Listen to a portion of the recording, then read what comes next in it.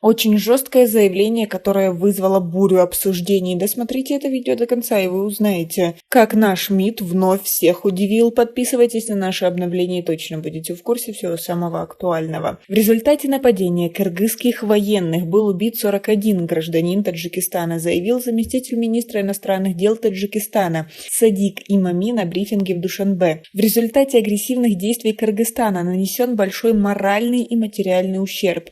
До сегодняшнего дня у нас есть подтверждение гибели 41 человека, но цифра, увы, будет меняться, потому что очень много пострадавших, находящихся в критическом состоянии, за жизнь которых борются наши медики, сказал он. Он напомнил также о смерти целой семьи в результате обстрела таджикской стороны кыргызскими военными. Военнослужащие Кыргызстана целенаправленно из гранатомета обстреляли карету скорой помощи, в которой находилась фельдшер, женщина на 8-м месяце беременности и двое ее маленьких детей 5 и 6 лет. Все они, включая водителя, сгорели заживо.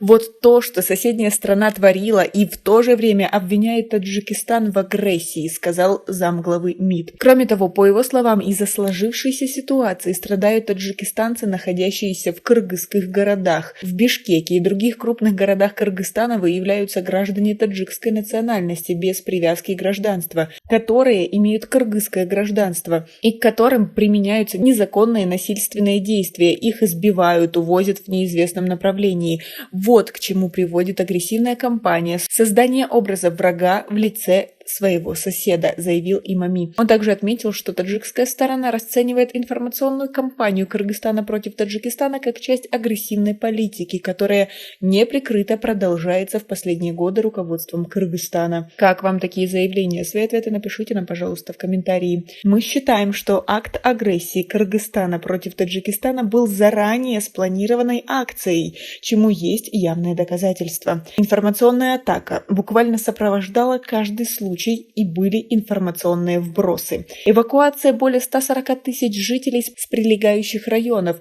В наших условиях для этого нужен не один день. Мы стали свидетелями, что практически на очень обширном участке нашей границы были сосредоточены воинские подразделения, которые потом использовались самым бесчеловечным образом.